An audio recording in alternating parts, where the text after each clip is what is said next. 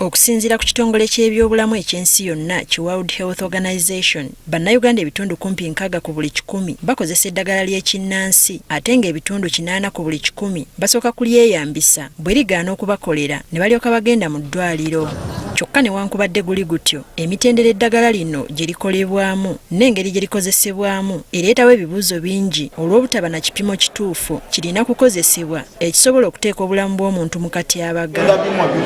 Newankubadde nga mu mwaka gwa 2020 gavumenti yayisa etteeka erirungamya abajjanjabisa eddagala ly'obutonde n'emitendera gye balina okuyitamu okulikola, abakugu bagamba etteeka lino terinnaba kunnyikira mu bantu.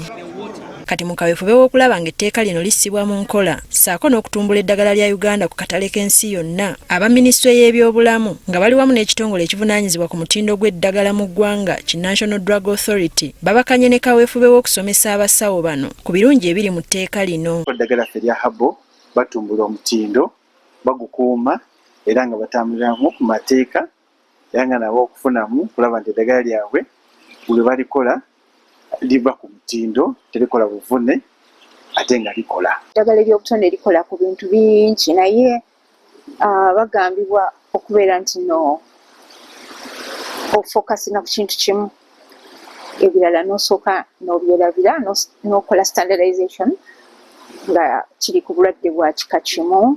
Etteeka lino lirungamya emitendera n'ebintu ebirina okugobererwa ng'eddagala terinnaba kukolebwa omuli okusooka okukebera ekika ky'emiti egikiteekebwamu, ebifo we lirina okukolebwa n'ebirala. Mu nnimiro gye likuze tiwandifuddeyo nnyo okumanya gye liva oba wakiri okubeera ne supplier wo gweweekakasa nti osobola okumanya nti eddagala teriggyibwa mu bitundu ebikyamu, kugeza nga wali suwegi, wali waliwo ebyuma ebibi ebikasukibwa kasasiro nga balagibwa nti omutindo ekitibwa omutindo okizimba buzimbi mu kintu so si kikebera ku endi. Kyokka abakugu balaze obwennyamivu olw'abajjanjabisa eddagala ly'obutonde ababuzaabuza abantu nti bajjanjaba endwadde ezisoba mu emu kyokka nga beeyambisa ekika ky'eddagala kimu. Ojja n'osanga omusawo omu ng'asitula ebikolo 40 n'abiteeka mu seffuliya, naye ng'ebikolo 40 ebikolo 20 byonna bikola ekintu kitya ng'ebirungo ebirimu bifaanagana. Kati bakuteekawo n'akakiiko akeetongodde akanaayambako gavumenti okulondoola abasawo bano okuviira ddala mu bifo gye banoga eddagala gye balikolera we literekebwa n'ebirala liryoke likakasibwa okuteekebwa ku katale. Kanso bw'eneeteekebwa mu nkola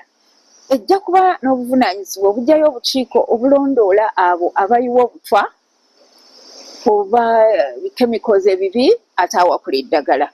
Etteeka lya traditional medicine olwo tujja kulaba nti liteekeddwa mu nkola, bwe liteekebwa mu nkola litandika okwogeraganya n'amateeka amalala. Era emiti ogiraba giggwawo lwakuba nti erya traditional medicine terinaba kuteekebwa mu nkola. Kyokka bo abajjanjabisa eddagala ly'ekinnansi bakukkulumya olw'obukwakkulizo obungi obubateekebwako kye bagamba nti oluusi kibamalamu amaanyi. The bureaucracy of the government on as far as herbal medicine is concerned. You see, like getting notification from National Drug Authority, it took me 3 years to get the notification for these 4 products which I'm talking about. Kati baagala gavumenti ekyuseemu mu nkola ssaako n'okubayambako mu kutumbula omutindo gw'eddagala lyabwe kisobozese eggwanga okwekolera eddagala lyalyo. The National Drug Authority approved that the medicine is working. The government is supposed to come out clearly to take the action now, to give the funding, to give the what people who are doing this kind of work to help the nation. Teddy Nakaliga, Agafeyo ku Spark TV.